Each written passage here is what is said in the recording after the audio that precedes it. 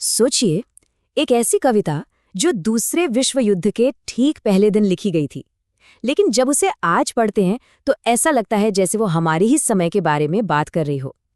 चलिए, आज इसी कविता की गहराइयों में उतरते हैं।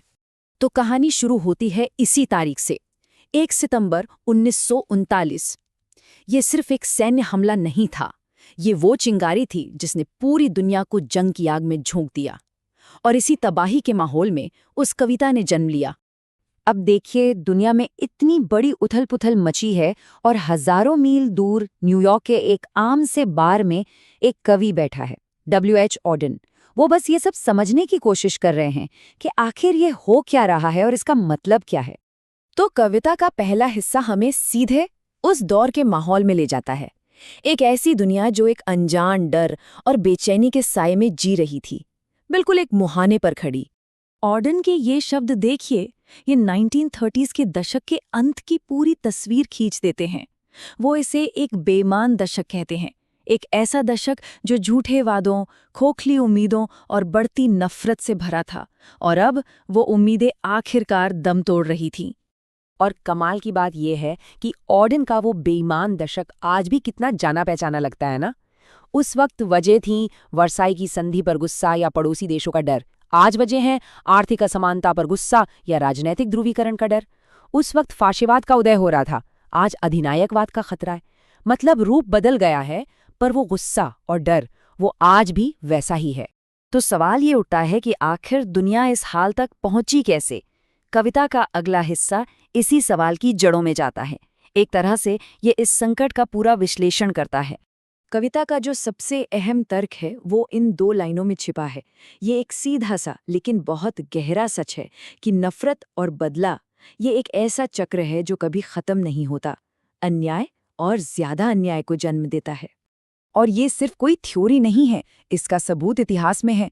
देखिए, 1919 में वर्साई की संधि हुई, जिसने जर्मनी पर बहुत अपमानजनक शर्तें थोप दी। ये थी पहली बुराई। इसका नतीजा, जर्मनी में सालों तक गुस्सा और आर्थिक तंगी रही। और फिर इसी गुस्से को हथियार बनाकर हिटलर सत्ता में आ गया। ये था बदले में की गई बुराई।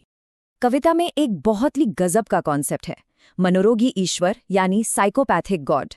इसका मतलब है कि जब किसी समाज में गुस्सा और नफरत हद से ज्यादा बढ़ जाती है, तो वो एक ऐसे लीडर को चुनते हैं जो उनकी नफरत को आवाज दे सके। और धीरे धीरे वो लीडर एक भगवान जैसा बन जाता है। एक ऐसा भगवान जो असल में मानसिक रूप से विक्षिप्त है, लेकिन लोग उसकी पूजा करने लगते हैं। चलिए, अब कविता के अगले हिस्से पर चलते हैं, जो एक बहुत बड़े भ्रम की बात करता है। ये भ्रम कि हम दुनिया से कटकर अलग थलग रहकर सुरक्षित रह सकते हैं।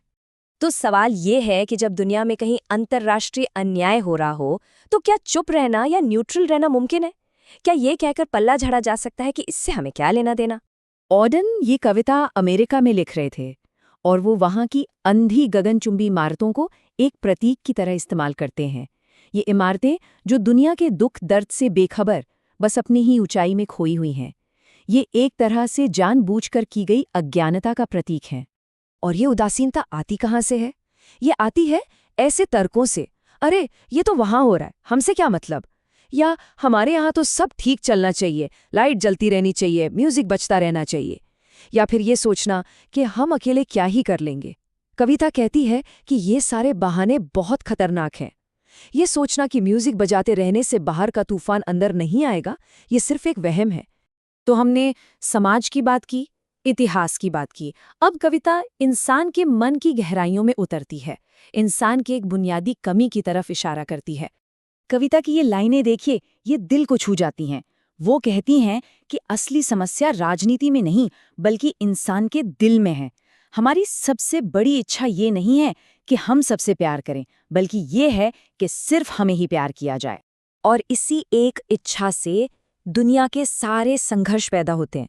एक तरफ है सार्वभौमिक प्रेम, मतलब सबकी भलाई, पूरी दुनिया एक समुदाय है। और दूसरी तरफ है अकेले प्यार किया जाना, मतलब सिर्फ अपना स्वार्थ, सिर्फ अपने कबीले या देश की फिक्र। और हम हमेशा इन्हीं 2 चीज़ों के बीच में झूलते रहते हैं। तो इस सब विश्लेषण के बाद कविता हमें एक बहुत ही कठोर लेकिन जरूरी अंतिम विकल्प देती है।